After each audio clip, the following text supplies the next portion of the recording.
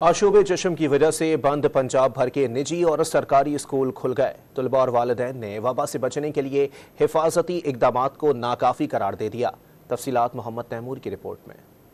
आशूबे चश्म की रोकथाम के लिए 28 सितंबर से बंद तालीमी इदारों में दरसो तदरीस का अमल दोबारा शुरू हो गया।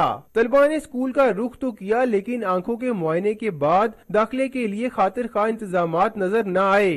वालिदैन की राय ये है कि बंद करने स्कूल। देखें ना, मेरी आंख भी खराब है, तो जारी बात ये तो बच्चे हैं एक साथ में बैठे हैं। छुट्टियां नहीं होनी चाहिए, चेकिंग होनी चाहिए और उसकी दवाई होनी चाहिए। ये गवर्नमेंट का काम है।